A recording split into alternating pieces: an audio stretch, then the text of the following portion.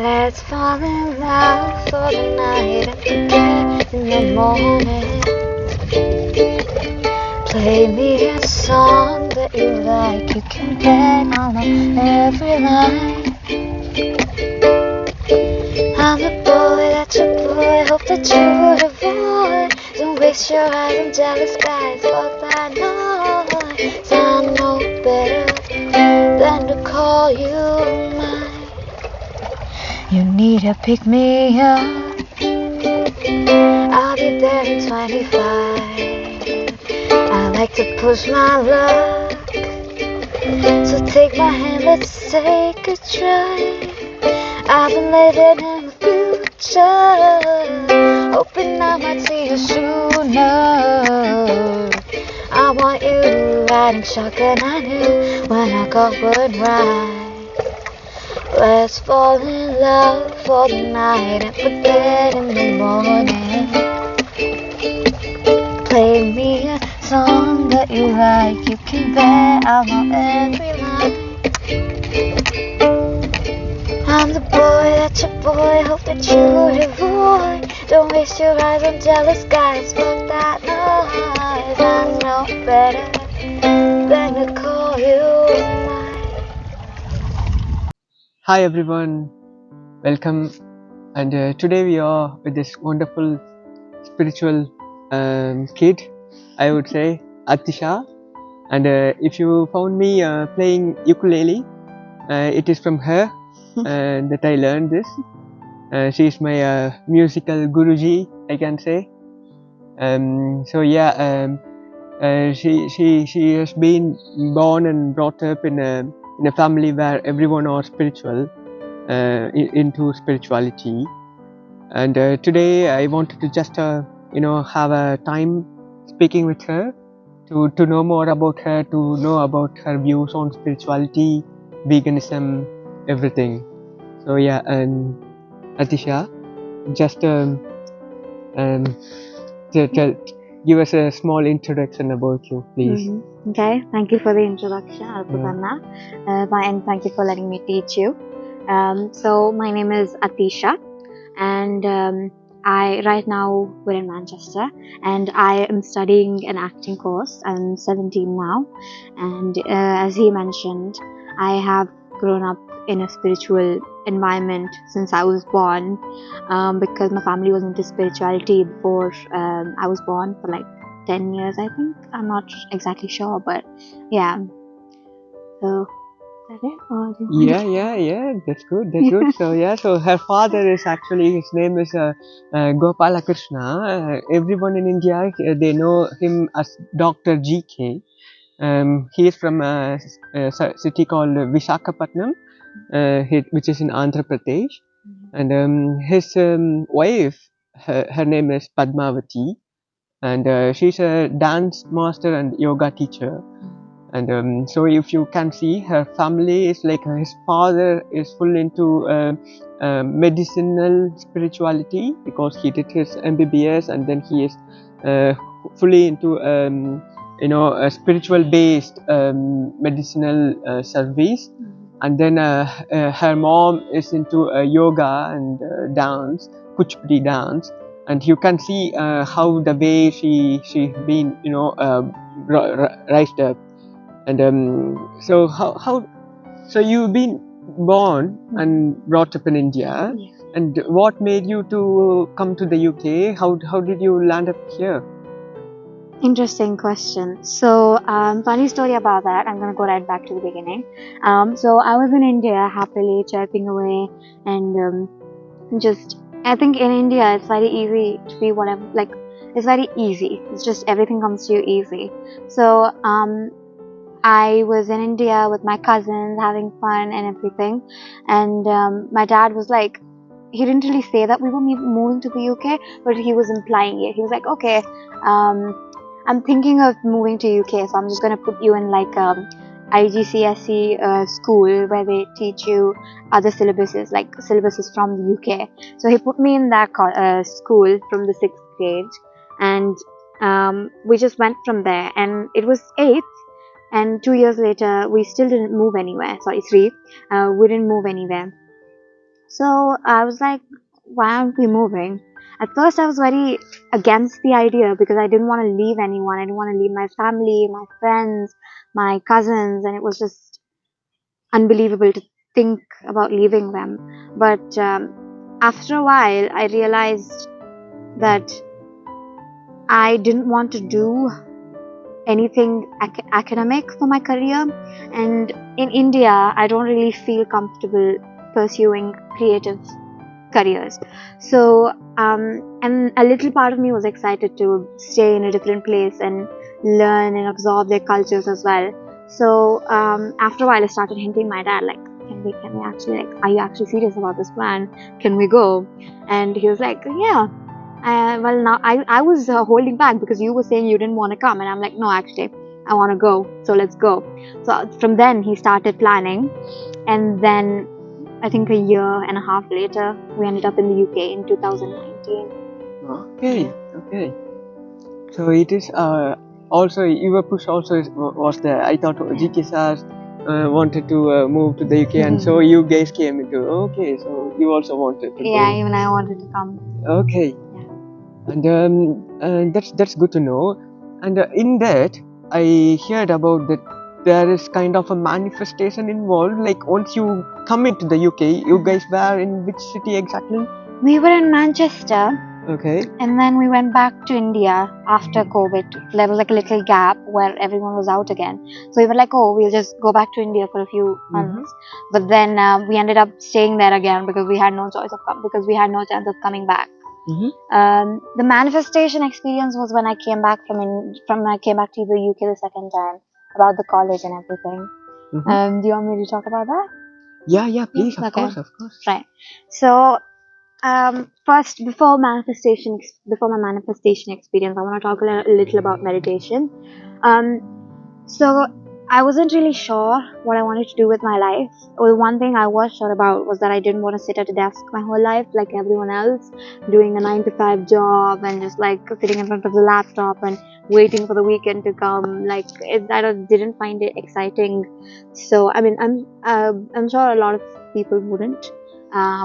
So I was sure I wanted to do something related to dance at first, but that changed during COVID because I started watching a lot of shows to sort of cope with being alone, because one second I'm with my family in India, and the second I'm thrown into this place where I know no one and I'm alone for like a year or something, and it's just me and my parents. And yeah, so it was just really hard for me. So the shows really helped me sort of forget about my problems for a while and just be happy. So from there I thought that this was the career for me and this was what I wanted to do with my life, and that's how I got to know what I wanted to do, which was acting. And during the same during the same COVID year, I started playing guitar. This is how I know ukulele. I started playing guitar, and on my own I learned from like YouTube videos. So that was when I knew, like, okay, so these are the two things I want to do with my life. I'd rather do nothing else than these two. And that was like, okay, well, I've got what I want to do now, but I don't know how to take this forward. That was when meditation played. So I used to sit in meditation then, and not for a long time, because I wasn't really interested in meditation for like 2 years before now. So after I sat into meditation, and a few days later, I realized that acting was something I wanted to take publicly, because I need to sort of have other people, because that's important, and the connection with other actors is important. And music was something I wanted to do alone. I know people say that it's good to have help, but music was something I wanted to do for myself. So I realized that I would do both of them. Because before I used to struggle with choosing one subject because I loved them both so much and equally. I didn't know what to pick. But then after meditation, I was like, why not do both? Like, I can do it. I've got the potential. I know I've got the potential, so I'll just do both. I'll just take them in separate routes. So yeah, that. And manifestation. So I attended a manifestation workshop with Buddha CEO under the guidance of Mr. Chandra Pulmarsetti, and it was one of the most awakening sessions I've ever been to. It was really good, and that was when I was really into meditation, and I'm like, okay, meditation is really something helpful, and that was when I truly started meditating. So the manifestation experience, so acting, since that was something I wanted to do publicly, I had to pick a college because I didn't know acting much, so I had to train to become an actor. So I was in Birmingham at the time, and I applied to a few Birmingham colleges, and I applied to a few in Manchester later. So the first one I applied to in Birmingham, I went to an open day where they show you around the college and tell you more about it, and they talk to previous students and everything. And I went to this college called BOA, and I fell in love with it. I was just like, oh my god, this is where I want to go. This is where I need to go. And it was just like, it was something I needed to do. Like, it became a need. And so I was like, okay, so this is where I'm gonna go. The place is decided. I just need to put the work in now. So I started meditation every day from then. I used to imagine a scene where I was sitting in front of the piano and I was playing the piano, and my mom brings a letter from them that announces my approval and my confirmation of my seat. And I used to sit there and feel all my emotions of happiness and achievement, and then I used to feel and I used to imagine my parents, my friends, my family members congratulating me, and I used to feel all of those emotions to make it solid and make it real, and put it out there in the universe, because that's how manifestation happens. So I did that, and I worked on another few things outside, just on monologues and stuff. And I went to the workshop, the audition. It's like a test to get into that college. So I went there. I did it. I didn't feel so confident about it when I came out. I didn't feel like I would actually make it. But at the same time, I wanted myself to be positive and not sort of backslide. So a week and a half later, I'm sitting at the piano. The letter comes in. My mom opens it first, and she looks at it, and she's like, "Oh no!" And then she hands me the letter, and it's actually a rejection letter. And it was like a rock hitting me for some reason. God. Yeah, It's horrible, isn't it? When you want something really bad and you don't get it. So I was really heartbroken, and I just I didn't want to revel too much in it as well, because I wanted to go back up and tell myself that there are other things out there, even if this isn't the one for me. So I got back up, and I, instead of sort of wallowing about it, I went upstairs and thought about what I did wrong in the audition. And then I noticed, after a bit of self-reflection, that I wasn't confident enough, and that I wasn't interacting more with the other students and talking to them and making plans for what we had to do for the task they'd given us. So, okay, this is what I've done wrong. Now I know what not to do for the next audition. So I think everything happens for a reason. You learn something from every mistake and every setback. And going back to manifestation, sorry.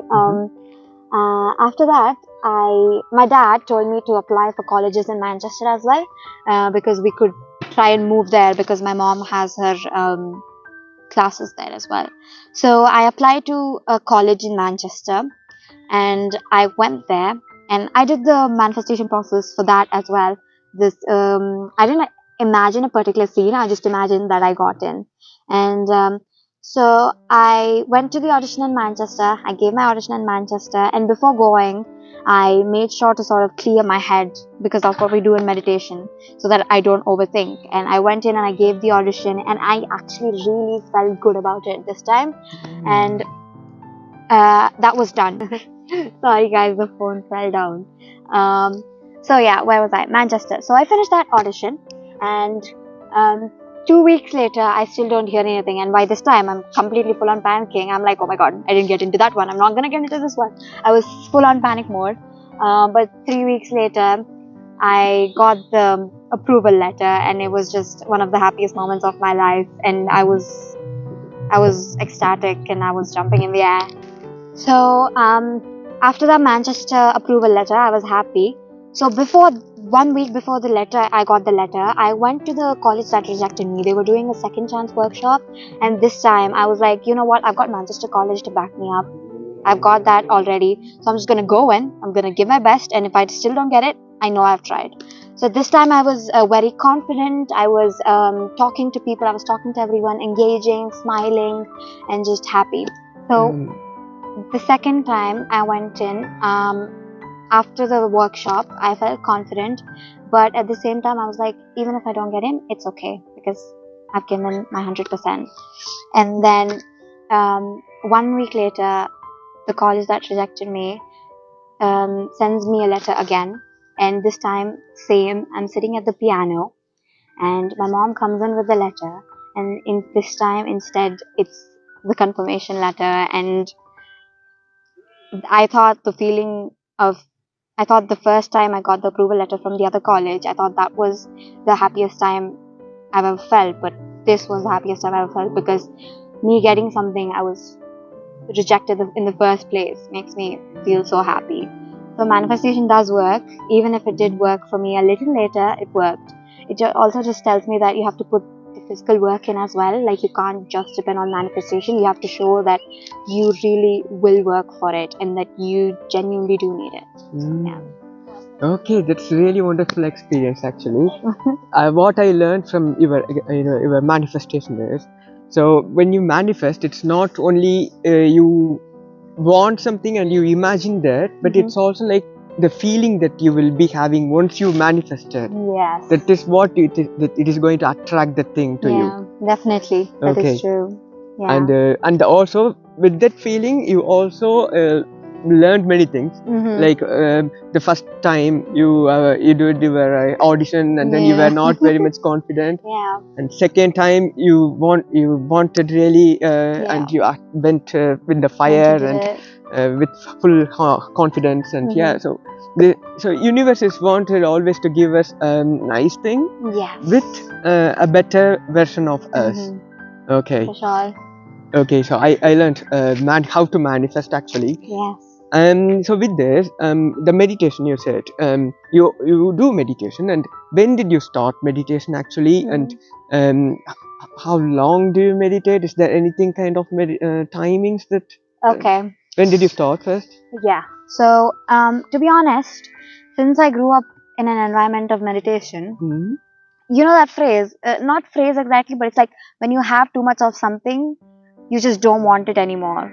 So since I was born, I was fed with meditation. Like, literally, when I was in my mom's womb, they put like meditation CDs and like just anything related to spirituality.